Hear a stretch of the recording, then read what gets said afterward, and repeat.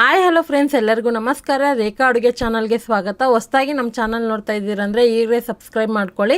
ಇವತ್ತೊಂದು ಡಿಫ್ರೆಂಟಾಗಿ lunch box recipe ಅಂತ ನಿಮಗೆ ಈಸಿಯಾಗಿ ತೋರಿಸ್ಕೊಡ್ತಾ ಇದ್ದೀನಿ. ಅದೇನಪ್ಪ ಅಂದರೆ ಕ್ಯಾಪ್ಸಿಕಮ್ ಮಸಾಲ ರೈಸು. ಕ್ಯಾಪ್ಸಿಕಮ್ ಯಾರಿಗೆಲ್ಲ ಇಷ್ಟ ಅಂತ ಕಮೆಂಟಲ್ಲಿ ತಿಳಿಸಿ. ನನಗಂತೂ ತುಂಬಾ ಇಷ್ಟ, ಹಸಿಯಾಗೂ ತಿಂತೀನಿ, ಈ ಥರ ವೆರೈಟಿ ರೈಸ್ ಕೂಡ ಮಾಡ್ತೀನಿ. ಅದೇ ಥರ ಈ ರೆಸಿಪಿನ ಟ್ರೈ ಮಾಡಿ ನೋಡಿ, ತುಂಬಾ ಇಷ್ಟಪಟ್ಟು ತಿಂತೀರಾ. ಮಾಡೋದು ಕೂಡ ಸುಲಭ. ಖಂಡಿತ ಈ ರೆಸಿಪಿ ಇಷ್ಟ ಆಯ್ತು ಅಂದರೆ ಒಂದು ಲೈಕ್ ಮಾಡಿ, ಶೇರ್ ಮಾಡಿ, ಕಮೆಂಟ್ ಮಾಡಿ. ಬನ್ನಿ ಇವಾಗ ಯಾವ ರೀತಿ ಮಾಡೋದಂತ ನೋಡ್ಕೊಬರೋಣ.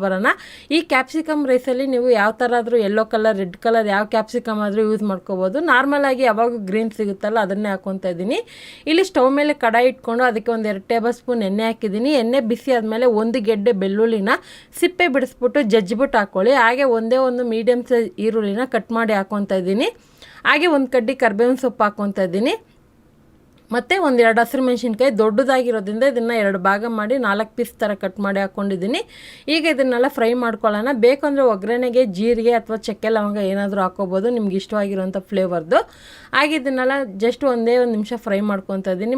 ಮಾಡಿದ ಮೇಲೆ ಇಲ್ಲಿ 1 ಕಪ್ ಆಗೋಷ್ಟು ಕ್ಯಾಪ್ಸಿಕಮ್, ಅಂದರೆ ನಾನು ತೊಗೊಂಡಿರೋದು ದೊಡ್ಡ ಸೈಜ್ 1 ಕ್ಯಾಪ್ಸಿಕಮ್ ತೊಗೊಂಡಿದ್ದೀನಿ. ಅದು ಕಟ್ ಮಾಡಿದಾಗ 1 ಕಪ್ ಆಗೋಷ್ಟು ಬಂತು. ನೀವು ಎಷ್ಟಾದರೂ ಹಾಕ್ಕೋಬೋದು. ಇದಕ್ಕೆ ಒಂದು 1/4 ಟೀ ಸ್ಪೂನ್ ಉಪ್ಪು ಹಾಕ್ಕೊತಾ ಇದ್ದೀನಿ. ಹಾಕ್ಕೊಂಡು ಫ್ರೈ ಮಾಡ್ಕೊಳ್ಳೋಣ. ಸೊ ಈ ಥರ ಚೆನ್ನಾಗಿ ಫ್ರೈ ಮಾಡಿದ್ರೆ ಕ್ಯಾಪ್ಸಿಕಮ್ಮು ನಿಮಗೆ ಕ್ರಿಸ್ಪಿಯಾಗಿ ಬೇಕಂದರೆ ಆಫ್ ಹಂಗೆ ಫ್ರೈ ಮಾಡ್ಬೋದು, ಅಥವಾ ಸಾಫ್ಟಾಗಿ ಬೇಕಂದರೆ ನೀವು ತುಂಬ ಹೊತ್ತು ಫ್ರೈ ಮಾಡ್ಕೋಬೇಕಾಗುತ್ತೆ.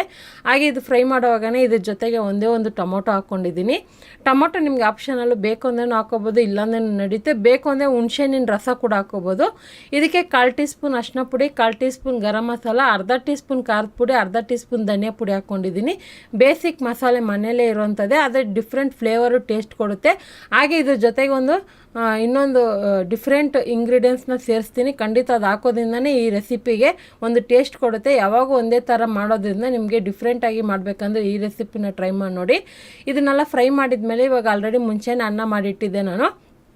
ನೀವು ಬಿಸಿ ಅನ್ನಕ್ಕೂ ಮಾಡ್ಕೋಬೋದು, ಅಥವಾ ರಾತ್ರಿ ಉಳಿದಿರೋ ಅನ್ನಕ್ಕೆ ಕೂಡ ಮಾಡ್ಕೋಬೋದು, ಅಥವಾ ಬೆಳಗ್ಗೆ ಸಂಜೆ ಕೆಲಸ ಮುಗಿಸ್ಕೊಬಂದಾಗೆ ಬೆಳಗ್ಗೆ ಉಳಿದಿರೋ ಅನ್ನಕ್ಕೆ ಯಾವಾಗ ಬೇಕಾದ್ರೂ ನೀವು ಇದು ರೆಸಿಪಿನ ಮಾಡ್ಕೋಬೋದು.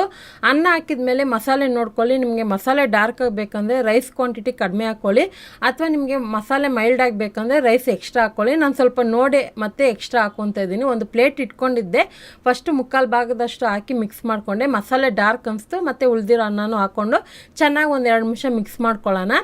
ಸೊ ಇದಕ್ಕೊಂದು ಸೀಕ್ರೆಟ್ ಇಂಗ್ರೀಡಿಯೆಂಟ್ಸ್ ಏನಂದರೆ ಅದನ್ನು ಹೇಳ್ತೀನಿ. ಇದನ್ನು 1-2 ನಿಮಿಷ ಫ್ರೈ ಮಾಡ್ಕೋಬೇಕು. ಇದಕ್ಕೂ ಉಪ್ಪು ಖಾರ ಎಲ್ಲ ಹಿಡಿಬೇಕು.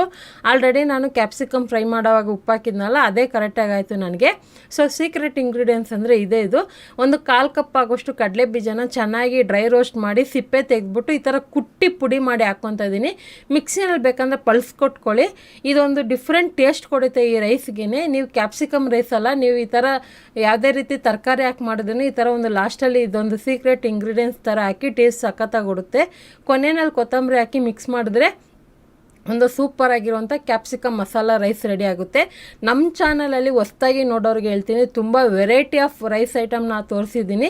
ಖಂಡಿತ ಒಂದು ಸರಿ ಚೆಕ್ ಮಾಡಿ. ಲಂಚ್ ಬಾಕ್ಸ್ಗಾಗಿರ್ಬೋದು, ಬೆಳಗ್ಗೆ ಟಿಫನ್ ಐಟಮ್ ಆಗಿರ್ಬೋದು, ಸೊ ಎಲ್ಲ ಥರ ರೆಸಿಪಿ ಸಿಗುತ್ತೆ. ಅದ್ರ ಜೊತೆಗೆ ಯಾವಾಗ ಒಂದೇ ಥರ ಮಾಡಿ ಬೋರ್ ಅನಿಸಿದ್ರೆ ಹೊಸ ರೆಸಿಪಿಗೆ ಜಾಸ್ತಿ ಲೈಕ್ ಮಾಡಿ. ಹಾಗೆ ಇವತ್ತು ತೋರಿಸಿರುವಂಥ ಈ ರೆಸಿಪಿನ ಮನೇಲಿ ಟ್ರೈ ಮಾಡಿ ನಿಮ್ಗೆ ಯಾವ ಥರ ಬಂತಂತ ಕಮೆಂಟ್ ಮೂಲಕ ತಿಳಿಸಿ. ಹಾಗೆ ಈ ರೆಸಿಪಿ ಕೂಡ ಜಾಸ್ತಿ ಲೈಕ್ ಮಾಡಿ, ನಿಮ್ಮ ಫ್ಯಾಮಿಲಿ ಫ್ರೆಂಡ್ಸಿಗೆ ಜಾಸ್ತಿ ಶೇರ್ ಮಾಡಿ.